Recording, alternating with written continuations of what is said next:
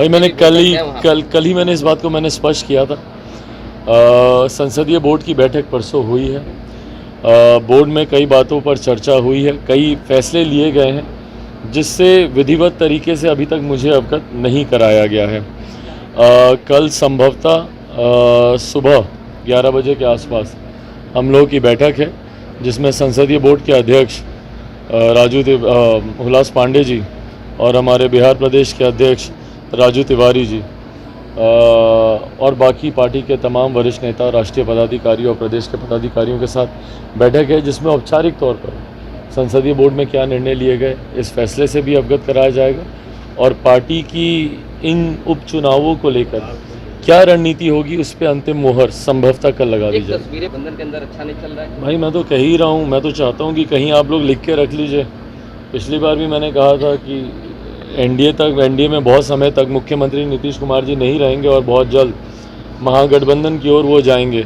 मैं पुनः इस बात को कहता हूँ कि बहुत जल्द जदयू और राजद में भी बिखराव देखने को मिलेगा। संभव नहीं है जब बहुत महत्वाकांक्षी दल या नेता एक साथ हों, उनकी महत्वाकांक्षाएं इतनी ज़्यादा हो जाती हैं कि एक साथ लंबे समय तक चलना उनके लिए संभव नहीं होता। और यहाँ पे तो भाई परिस्थितियाँ ही बहुत अलग है ना। आप देखिए 2019 का चुनाव या 2020 का चुनाव, इन दोनों दलों ने एक दूसरे के सामने ही लड़ा था ना। जो एक तरफ जीता उसने दूसरे दल के नेता को ही हराया है, भले वो लोकसभा की बात हो या वो विधानसभा की बात हो। तो ऐसे में जब एक सीट पे दो नेता हों, दो दावेदार हों, ऐसे में चुनाव आते आते तक, लोकसभा के हों या मध्यवर्ती चुनाव आते आते तक, वो दरारें स्पष्ट दिखने लग जाएंगी। से संजोग नहीं हो सकता ना भैया कि आपका कृषि मंत्री आपके इस्तीफ़ा दे दें भ्रष्टाचार के आरोप लगाते हुए ही। उन्होंने और किसी बात पे इस्तीफ़ा नहीं दिया, उन्होंने भ्रष्टाचार के आरोप, जो ज़ीरो टॉलरेंस की बात मुख्यमंत्री नीतीश कुमार जी करते हैं, उन्होंने भ्रष्टाचार को इतना ज़्यादा टॉलरेट किया कि उनके मंत्री ही उसको टॉलरेट नहीं कर पाए और उन्होंने इस्तीफ़ा दिया। तो ये तमाम घटना चक्र एक के बाद एक जो घट रहे हैं, ये इसी दिशा की ओर संकेत करते हैं कि बहुत जल्द राजद और जनता दल यूनाइटेड में टकराव होगा। एक अंतिम सवाल, तीनों जगहों पे पब्लिक ओपिनियन हमने किया है, आपके कार्यकर्ता कंफ्यूज है, कह रहे हैं कहाँ जाए, चिराग पासवान का स्टैंड क्लियर नहीं हो पा रहा है। भाई अभी तो नामांकन शुरू ही हुआ है, किसको वोट दें वही सोच रहे हैं। भाई किसको वोट देना है, किसके साथ जाना है, किसका समर्थन करना है, जैसा मैंने कहा इन तमाम बातों पर कल निर्णय मुझे लगता है संभवतः हो जाएगा। भाई हो तो खैर आज ही जाना चाहिए था, पर आप जानते हैं कि मेरे लिए प्राथमिकताएं समय के आधार पर होती हैं और आज मेरे पिता की दूसरी पुण्यतिथि है। इससे बढ़कर मेरे लिए अभी कोई चुनाव नहीं है, कोई कुछ नहीं है। तो जब तक उनकी पुण्यतिथि पर जो वादा मैंने उनसे, अपने पार्टी के नेताओं से, कार्यकर्ताओं से और बिहार की जनता से किया था, उनकी प्रतिमा लगाने का, क्योंकि कहीं ना कहीं उम्मीद हम लोगों को थी, बहरहाल ये गलत उम्मीद थी, मेरी ही गलती है कि मैंने कोई ऐसी उम्मीद पाली भी थी कभी। मुझे था कि भाई राज्य सरकार या मुख्यमंत्री नीतीश कुमार जी मेरे नेता के जीते जी नहीं तो कम से कम उनके जाने के बाद उनके सम्मान में कुछ तो करेंगे। साल डेढ़ साल बीतने के बाद कोई स्मारक या उनके नाम पर कोई योजना करना तो बहुत दूर की बात है, जब उन्होंने उनकी एक प्रतिमा तक नहीं लगाई।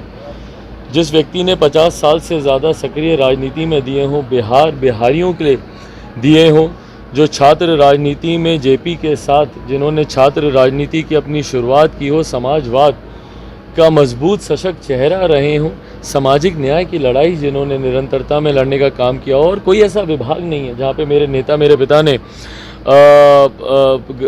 देश के समाज के गरीब, वंचित, शोषित लोगों के लिए उन्होंने कार्य करने का प्रयास ना किया हो।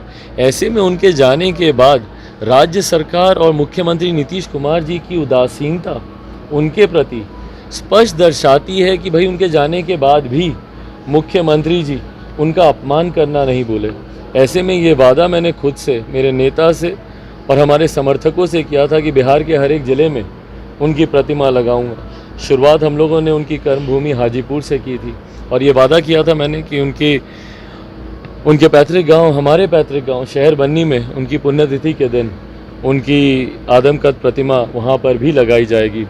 तो मेरे लिए प्राथमिकता आज की तारीख में चुनाव नहीं, वो थे। आज एक बार शाम तक उनकी प्रतिमा वहां पर लग जाए, उसका अनावरण हम लोग कर लें। अभी जाते वक्त हाजीपुर भी हम लोग होते हुए जाएंगे, जो प्रतिमा लगाई थी वहाँ पर भी हम लोग पुष्पांजलि अर्पित करते हुए जाएंगे। इसके बाद कल से पूरी तरीके से चिराग पासवान आपको चुनावी मोड में दिखेंगे और चुनावी हर रणनीति का खुला। जुड़ो दीक्षांत से, करो फ्री खुद को स्ट्रेस से। गूगल प्ले स्टोर से दीक्षांत ऐप डाउनलोड कर अपने स्टडी को बनाओ आसान और मजेदार। दीक्षांत देता है topic wise video with animated visuals and